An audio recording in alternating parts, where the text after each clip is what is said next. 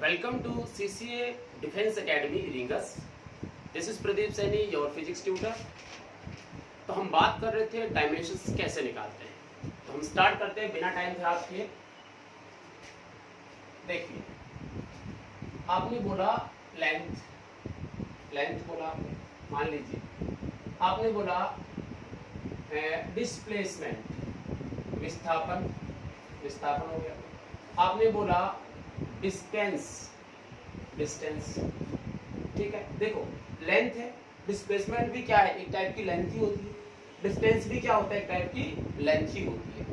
तो जब length, displacement, time in सबको डायमेंशन की फॉर्म में लिखना चाहते हैं तो हम इसके लिए लिखते हैं एल। क्या लिखते हैं? एल। ये सब लेंथ है इसलिए एल लिखा जाता है। और एम इसमें नहीं होता, टी इसमें नहीं होता, यानी डायमेंशन ऑफ लेंथ और डिस्प्लेसमेंट और डिस्टेंस में क्या है, एल की पावर 1। ये इसका मीनिंग होता है। ऐसे ही इसको आप क्या लिखोगे, बड़े ब्रैकेट में लिखोगे। जैसे मान लो मैंने लिखा एरिया। एरिया जानते हैं हम लोग, एरिया क्या होता है, ठीक है ना, लंबाई इंटू चौड़ाई, लेंथ इंटू ब्रेड्थ। अब ये जो आप बनाओगे तो उसमें ये भी लेंथ और ये जो चौड़ाई होगी वो भी क्या होगी, लेंथ। तो लेंथ इंटू लेंथ कितना होगा, लेंथ का स्क्वायर हुआ, यानी आपने लिखा एल स्क्वायर। चाहे तो हम यहाँ क्या लिखेंगे, m0 l2 t0, ये हो गई, ठीक है ना। हमने लिखा मास,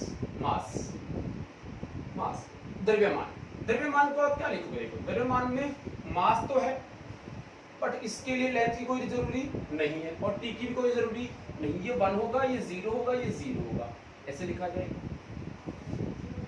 जैसे मैंने लिखा टाइम को आप क्या लिखोगे, m0 l0 t1। देखिए, टाइम को रिप्रेजेंट करने के लिए टाइम की जरूरत पड़ती है, मास की और लेंथ की जरूरत नहीं पड़ती। समझ आ गई बात, ठीक है ना। तो ऐसे ही हम लोग जो है जितनी फिजिकल क्वांटिटीज हमने फिजिक्स में पढ़ी है उन सबके बारे में लिख सकते हैं। जैसे हमने लिखा स्पीड, तो स्पीड का फॉर्मूला क्या होता है आपका, डिस्टेंस अपॉन टाइम। क्या होगा, डिस्टेंस को क्या लिखा जाएगा, एल, टाइम क्या लिखा जाएगा, टी। तो ये क्या बना, एल टी माइनस 1। अब यहाँ सेल्फ अंडरस्टूड है कि m क्या है, 0, तो हम चाहे तो यहाँ लिख सकते हैं m0। समझ आया। ऐसे ही हमने बोला वेलोसिटी। देखिए, वेलोसिटी क्या बनेगी आपकी, डिस्प्लेसमेंट, विस्थापन अपॉन टाइम। इसका मतलब विस्थापन की क्या होती है, लेंथ होती है, इसमें टाइम का डिवाइड करो, आपके पास m0 l t माइनस 1 फिर से आए। यहाँ आप एक चीज नोट कर रहे हो कि इन दोनों फिजिकल क्वांटिटीज की डायमेंशन क्या है, सेम डायमेंशन है। क्या है भाई, सेम डायमेंशन। इसका मीनिंग क्या हुआ कि दो फिजिकल क्वांटिटीज की डायमेंशन क्या हो सकती है, सेम हो सकती हैं। इसका मतलब ये नहीं होता कि वो फिजिकल क्वांटिटी भी सेम है। देखो, स्पीड अपने आप में अलग होती है और वेलोसिटी अपने आप में अलग होती है। इसमें हम डिस्प्लेसमेंट लेते हैं और इसमें हम टाइम लेते हैं। यहाँ से ये चीज क्लियर हो जाती है कि अलग अलग फिजिकल क्वांटिटी की डायमेंशंस सेम हो सकती है, ठीक है। ऐसे देखिए और लेके देखते हैं हम लोग। यहाँ जैसे मैंने ले लिया, मान लीजिए एक्सेलरेशन, ठीक है ना। एक्सेलरेशन क्या होता है, चेंज इन वेलोसिटी। याद कीजिए, change in velocity upon time. Acceleration क्या होता है, change in velocity upon time. तो ऊपर तो मिलेगा वेलोसिटी का डायमेंशन क्या है, एल टी माइनस 1, यहीं से समझ गए। अपॉन टाइम का क्या होगा, टी। तो क्या बना, एल टी माइनस 2 हो जाएगा, ये ऊपर चला जाएगा, माइनस 2 हो जाएगा। तो m0 l1 t माइनस 2, ऐसे लिख सकते हैं इसको, राइट है। तो यहां से अगर हम बात करें किसकी, फोर्स की। फोर्स क्या होता है, फोर्स मान लू या फिर ऐसे कहा जाए न्यूटन की बताइए, फोर्स की बताइए या फिर न्यूटन की बताइए। तो फोर्स का फॉर्मूला तुम्हें कौन सा आता है, F is equal to ma। m क्या होता है, मास, a क्या होता है, एक्सेलरेशन। तो मास की डायमेंशन तो क्या होगी, m, मास की डायमेंशन क्या होगी, m, और एक्सेलरेशन डायमेंशन क्या है, l t माइनस 2। तो यहां से बना m l t माइनस 2। ये किसकी बन गई, ml माइनस। नंबर 8, मान लीजिए आपसे पूछा गया वर्क या फिर जूल या फिर एनर्जी या फिर पोटेंशियल एनर्जी, स्थितिज ऊर्जा, या फिर काइनेटिक एनर्जी। इन सब की डायमेंशन सेम ही होती है। Work, joule, energy, potential energy, kinetic energy, इन सब की डायमेंशन देखिए क्या होगी। जैसे वर्क का फॉर्मूला क्या होता है, force into displacement. Force into displacement, force क्या है, mlt माइनस 2, ये अभी हमने यहाँ निकाली। डिस्प्लेसमेंट को क्या लिखते हैं, केवल लेंथ l, तो इसको सॉल्व करने पे क्या आया, ml2t माइनस 2। ये किसकी डायमेंशन हो जाएगी, वर्क की, जूल की, एनर्जी की, पोटेंशियल एनर्जी की, काइनेटिक एनर्जी की, इन सब की डायमेंशन ये रहेगी। अब ये हमें समझ में आ गई कि हम डायमेंशंस कैसे निकाल सकते हैं। आप अगर फॉर्मूला याद नहीं है और आपको मान लो यूनिट याद हो, तो वहां से भी आप क्या निकाल सकते हो, डायमेंशन निकाल सकते हो, ठीक है ना। जैसे मैं एक एग्जांपल देता हूं आपको। मैंने कहा Boltzmann constant, Boltzmann constant. Boltzmann constant की आपको डायमेंशन लिखनी है। हमें कोई फॉर्मूला मान लो याद नहीं आ रहा, उसकी यूनिट पता है, उसकी यूनिट होती है जूल पर केल्विन। जूल पर केल्विन किसकी यूनिट होती है, बोल्ट्जमान कांस्टेंट की। तो मैंने यहां लिखा जूल, जूल का मतलब क्या हुआ, दिस वन। वर्क, वर्क का मतलब क्या हुआ, ml2t माइनस 2।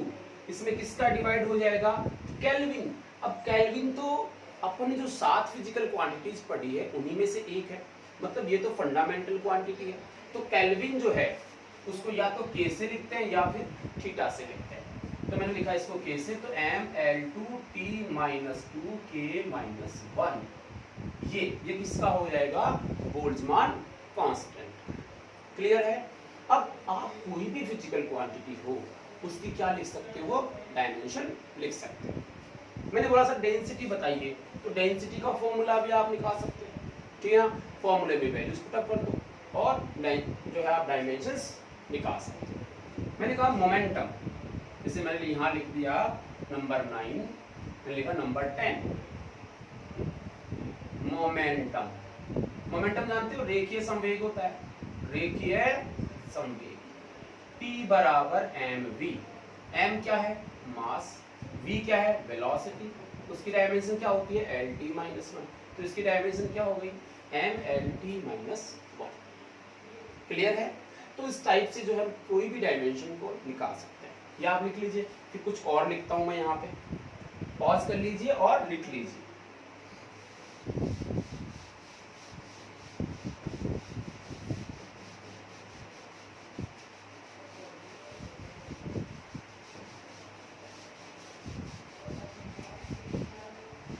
ठीक है ना। तो केवल आपको फॉर्मूला पता होना चाहिए, वो डायमेंशन आप निकाल सकते हैं। जैसे मैंने मान लो कुछ भी लिखा, टॉर्क, बल आघूर्ण। बल आघूर्ण का फॉर्मूला क्या होता है, R into F, R perpendicular into F, ये होता है। तो R परपेंडिकुलर, ये तो डिस्टेंस है, इसको तो L लिखा जाएगा। फोर्स को क्या लिखा जाएगा, mLp माइनस 2। तो टॉर्क की डायमेंशन क्या होगी, mL2, 1 और 1 कितना होगा 2, और t माइनस 2, ये टॉर्क की डायमेंशन। XYZ एनी वन, ये कुछ 11th की हमने ले ली, ठीक है। 11th में हम लोग जिससे पढ़ते हैं तो कुछ और डायमेंशन निकाल के देखते हैं। जैसे मान लीजिए आपसे कहा गया ईटा, ईटा जानते क्या होता है, coefficient of viscosity, coefficient of viscosity. Viscosity मतलब श्यानता गुणांक, श्यानता गुणांक। तो श्यानता गुणांक का मान लो हमें कोई फॉर्मूला या इसकी डेफिनेशन की फॉर्मूला जो होता है वो नहीं याद, XYZ कोई भी फॉर्मूला आपको याद है आप लिख सकते हैं। जैसे हम बात करें, आप जानते होंगे श्यान बल F, किसी भी बॉडी पर जब वो पानी के अंदर जा रही है तो इसमें श्यान बल लगता है F 6 पाई ईटा R V। देखिए ये फॉर्मूला मुझे याद है मान लो। तो मैंने ये बोला कि विस्कस फोर्स का फॉर्मूला होता है 6 पाई ईटा आर बी। वहां से मैं किसकी डायमेंशन निकाल लूंगा, एन की। एन की डायमेंशन मतलब ईटा की, सॉरी एन की नहीं ईटा की। सो दिस इज ईटा और यहां से आएगा एफ बी। विस्कस फोर्स को लिखने का तरीका होता है, ये फोर्स है, इसमें 6 पाई आर बी का आपने डिवाइड किया, ठीक है। अब इसकी आप डायमेंशन लिखना चाहते हैं तो आप डायमेंशन लिखने के लिए क्या करोगे, पहले फोर्स की डायमेंशन लिखोगे M L T minus two, divide किसका करोगे, 6 की कोई डायमेंशन नहीं होती, पाई की कोई डायमेंशन नहीं होती। तो आप साइड में लिख लें इधर कि जो कांस्टेंट्स होते हैं, कांस्टेंट्स वैल्यूज, उनकी कोई डायमेंशन नहीं होती, यानी वो क्या हुई, नो डायमेंशन मतलब डायमेंशन लेस। वो सब क्या होते हैं, डायमेंशन लेस। डायमेंशन लेस का मतलब होगा m0 l0 t0 लिखा जाएगा उसको। तो यहाँ 6 क्या है, कांस्टेंट वैल्यू है, न्यूमेरिक वैल्यू है, इसको मैं जो है न्यूमेरिक वैल्यू भी बोल लेता हूँ। कोई भी संख्या है उसकी कोई डायमेंशन नहीं होगी। पाई है 3.14 आएगा, उसकी भी कोई डायमेंशन नहीं होगी। आर क्या होती है, यहाँ पे रेडियस होती है। तो फॉर्मूला जो लिखते हैं उसके अंदर हमें पता भी होना चाहिए कि फॉर्मूले में कौन सी क्वांटिटी क्या होती है। आर क्या होती है, रेडियस। रेडियस बेसिकली है क्या, लेंथ है, तो आपने एल लिखा। वी क्या है, वेलोसिटी, तो एल टी माइनस 1, राइट। तो ये आपने लिख दिया। इसको सॉल्व किया आपने, क्या है देखो, एल से एल क्या हो जाएगा, कैंसिल। यहाँ से क्या बचा, m, यहाँ इसको ऊपर लेके जाएंगे l माइनस 1, t को ऊपर लेके जाएंगे प्लस 1 हो जाएगा, तो t माइनस 1 रहेगा। ये किसकी डायमेंशन हो जाएगी, शांता गुणांक। समझ आया, ठीक है ना। तो ये शांता गुणांक की डायमेंशन। कुछ भी फिजिकल क्वांटिटी आप ले सकते हैं। और देखते हैं अब थोड़ा सा क्लास 12th में चलते हैं, ठीक है। क्लास 11th में इस टाइप की आपको डायमेंशंस मिलती हैं। अब हम बात करते हैं क्लास 12th में। अब इसमें और भी हमने 4th physical quantity 11th class में पढ़ी है, बट सबकी यहाँ नहीं लिख रहे हैं अपन लोग। हम लोग सीख रहे हैं कि हम लोग कैसे निकाल सकते हैं। इसी पे आपको कॉन्सेंट्रेट करना है। आपको फॉर्मूला याद होना चाहिए या फिर यूनिट याद होनी चाहिए। 12th क्लास की अगर हम बात करें तो सबसे पहले क्या आता है, याद है आपको, चार्ज। चैप्टर नंबर 1 चार्ज की स्टडी करते हैं। चार्ज जो होता है Q इज इक्वल टू क्या होता है, IT। Q is equal to क्या होता है, IT। सो चार्ज की जो डायमेंशंस होंगी, I देखो क्या है, क्या I इलेक्ट्रिक करंट है, क्या वो साथ SI सिस्टम में आता है, यस। तो फंडामेंटल है पहले से फंडामेंटल, इसको क्या लिखा जाएगा, A। इसकी पावर कितनी है, 1। टाइम भी क्या है, फंडामेंटल है, क्या लिखा जाएगा, T। इसकी पावर भी 1। तो A1 T1 ये किसकी डायमेंशन हो गई, चार्ज, ठीक है। किसकी डायमेंशन हो गई, चार्ज। क्लियर। अब थोड़ा सा और ध्यान दें। मैंने आपको वीडियो में बोला था कि केवल हमें 5 डायमेंशन याद होनी चाहिए, फिर ऑलमोस्ट हम निकाल सकते हैं। ऑलमोस्ट 5 डायमेंशन अगर हमें याद है तो ऑलमोस्ट डायमेंशन निकाल सकते हैं। कौन कौन सी, number 1 velocity lt minus 1। Number 2 acceleration. जैसे मैं बोलूं ये वेलोसिटी, इसे लिख लेता हूं, वेलोसिटी की डायमेंशन क्या होती है, lt माइनस में, ऐसे याद रख लीजिए, है ना। वैसे ब्रैकेट में आता है m के साथ। एक्सेलरेशन लिखोगे, त्वरण लिखोगे, उसको लिखा जाएगा lt माइनस 2। आप लिखोगे फोर्स जो है उसको लिखोगे mlt माइनस 2। आप लिखोगे वर्क, उसको लिखोगे ml2t माइनस 2। और आप लिखोगे चार्ज a1 t1। आप अगर ध्यान से देखें तो मैंने तो सबको एक क्रम में लिखा है, ऑर्डर में लिखा है। lt माइनस 1 lt माइनस 2, ये आ गया, lt माइनस 2 आ गया, उसके साथ में क्या लगा दिया, m लगा दिया, फिर यहाँ पे 2 लगा दिया, और वैसे के वैसे ये फिर a1 और t1। इसलिए इसने लिखा है कि आपको इस ऑर्डर में ये याद हो जाए। ये 5 अगर आप याद करते हो तो ऑलमोस्ट सभी डायमेंशंस आप लिख सकते हैं, केवल फॉर्मूला याद होना चाहिए। क्लियर है। चलिए, तो 12th क्लास की हम बात करें तो 12th क्लास में हमने ये पढ़ा, राइट। और देखो फिर हमने पढ़ा इसमें इलेक्ट्रिक चार्ज पढ़ लिया।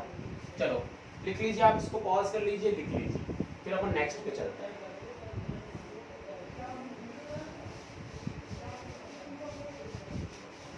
देखो 13 देखिए, हमने बोला इलेक्ट्रिक फील्ड इलेक्ट्रिक फील्ड जाते हैं विद्युत क्षेत्र। विद्युत क्षेत्र की डायमेंशन क्या होगी? E इज इक्वल टू क्या होता है? Force upon charge. Force upon charge. Force देखो ये 5 में आ गया ना, फोर्स भी आ गया, चार्ज भी आ गया, इनमें से काम चल जाएगा। फोर्स क्या है? mL t - 2 charge A1 t। इसको सॉल्व किया, m आया, l आया, t की पावर इसको ऊपर लेके जाएंगे, -1 -3 हो जाएगा A -1। ये इलेक्ट्रिक फील्ड की डायमेंशनल फॉर्मूला हो जाएगा, राइट। 14 आपको मान लीजिए निकालना है इलेक्ट्रिक फ्लक्स। क्या इसकी डायमेंशन निकालनी है? Electric flux. इलेक्ट्रिक फ्लक्स क्या होता है? Phi is equal to E into A. E into A, area की, E इंटू ए मतलब एरिया की डायमेंशंस। तो आप लिखोगे इलेक्ट्रिक फ्लक्स की क्या? mL t - 3 A - 1। ठीक है। और अगर हमें ये याद नहीं है इलेक्ट्रिक फ्लक्स ही निकालना है, तो इलेक्ट्रिक फ्लक्स में E को क्या लिख लोगे? F upon Q not, into में क्या लिख दोगे? एरिया। तो यहाँ से F अपॉन क्यू नॉट का मतलब F देखो इसमें आ गया mL t - 2, इसको A1 T1 इंटू एरिया क्या होगा? L स्क्वायर, एरिया साइड का स्क्वायर हो जाएगा, तो ये आ जाएगा। तो यहाँ से कितना आएगा? mL3 t - 2, mL3 t - 2। और देखिए यहाँ से नीचे से आएगा, t ऊपर चला जाएगा तो माइनस के कितने हो जाएंगे? 3, और a कितना बचेगा? -1। तो mL3 t - 3 a -1, ये किसका आ जाएगा? इलेक्ट्रिक फ्लक्स का। क्लियर है?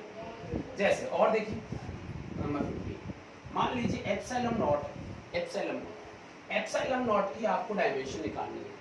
तो एप्सिलॉन नॉट जो है निर्वात की विद्युतशीलता होती है, परमिटिविटी जो है होती है इसकी। अब परमिटिविटी को डायमेंशन निकालनी है, तो हमें जो फॉर्मूला याद है उससे हम निकालते हैं। देखो क्या होता है, हम जानते हैं F is equal to 1/4 pi epsilon naught Q1 Q2 by R square. Yes, इसमें क्या आता है? परमिटिविटी आती है। परमिटिविटी की डायमेंशन निकालनी है तो मैं लिखूंगा permittivity epsilon naught is equal to, इसकी डायमेंशन होगी नहीं 4 की, पाई की भी डायमेंशन नहीं होगी, इनको लिखो ही मत। तो एप्सिलॉन नॉट का जो आंसर निकालोगे तो वो आएगा Q1 Q2 Q1 Q2, इसको इधर ले जाए, नीचे क्या आएगा? FR square. इस एप्सिलॉन नॉट को यहाँ ले आए, F को यहाँ ले आए। अब देखो ये भी चार्ज है, ये भी चार्ज है, चार्ज की डायमेंशन क्या होती है? वही 5 में आ गया। तो चार्ज A1 T1, बट 2 बार लिखा है तो क्या हो जाएगा? स्क्वायर। इसका क्या होगा? mL t - 2, और लेंथ का हो जाएगा L2। इसको सॉल्व कर दो, क्या आएगा? यहाँ से m तो आएगा -1, L देखो कितना आएगा? L की पावर नीचे कितनी होगी? 3, ऊपर जाएगा तो -3, t देखो कितना है? -2, ऊपर जाएगा तो +2 हो जाएगा, और t की पावर हो जाएगी 4, और a क्या रह जाएगा? स्क्वायर। कि किसकी डायमेंशन है? एप्सिलॉन नॉट की डायमेंशन। क्लियर होगी बात? तो इस टाइप से हमें केवल फॉर्मूला पता होना चाहिए, हम डायमेंशंस निकाल सकते हैं। ओके, और देख लो 2-4 क्लियर किया जाएगी आपके इसमें। पॉज करके लिख लिया करो ना। देखिए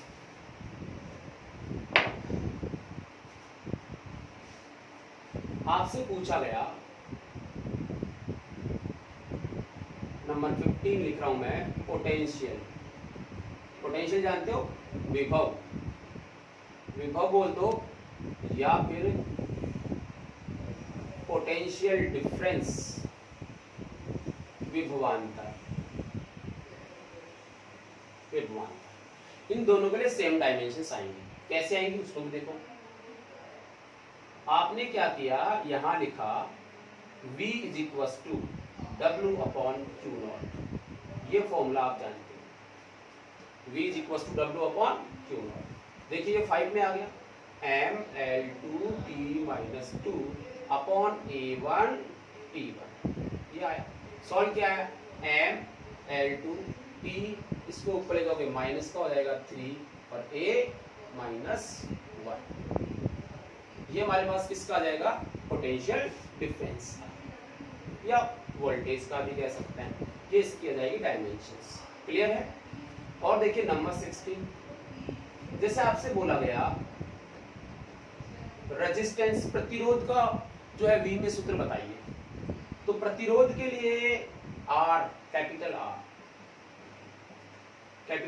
R या फिर आपसे बोला गया ओम। क्या बोला गया? ओम बोला गया। तो चाहे प्रतिरोध के लिए पूछे, रेजिस्टेंस के लिए पूछे, चाहे फिर ओम के लिए पूछे, आपके दिमाग में जो R का फॉर्मूला है उसको आप उठा के यहाँ ले आइए। R कौन सा, ध्यान रखना, वो गैस कांस्टेंट नहीं, PV = nRT, ये नहीं, ये वाला R नहीं, इसको तो हम क्या बोलते हैं?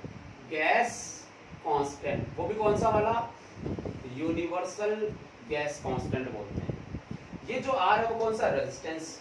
ये तो बहुत फेमस फॉर्मूला है ना? V = क्या होता है? IR। V = क्या होता है? IR। अब अगर आप यहाँ देखो डिराइव्ड क्वांटिटी, ये क्या है? फंडामेंटल क्वांटिटी, ठीक है ना? तो यहाँ से R = क्या आया? V/I। V आपने कितना निकाला था? mL2T-3A-1 अपॉन I तो फंडामेंटल है, उसको एम्पियर की फॉर्म में लिखते हैं। तो क्या आएगा? mL2T-3A-2।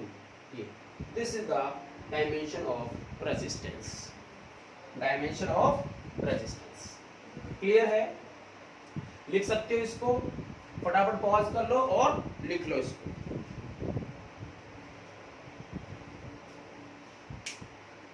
सही है? तो मेरे हिसाब से आप लोगों को डायमेंशन निकालना आ गई। ये जो लिखा है इसकी भी निकाल सकते हो आप, देखो यहाँ से भी निकाल लो, इसकी भी आप डायमेंशन निकाल सकते हो। निकालें?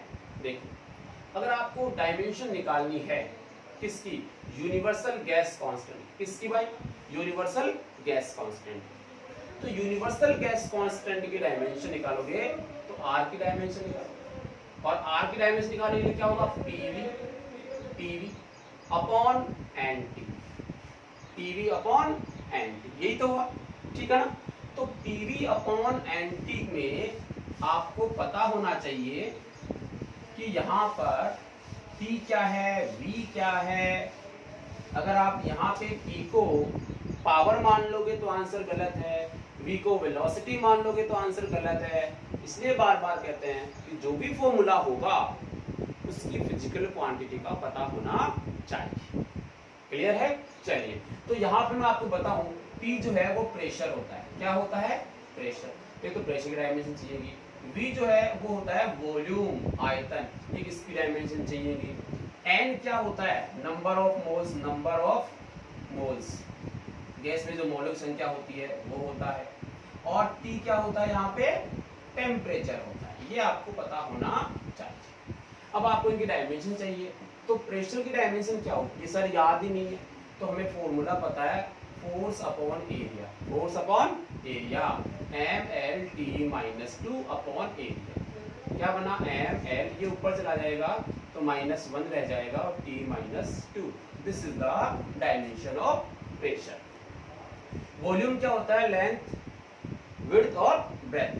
तो L³ हो जाएगा, ये वॉल्यूम हो जाएगा।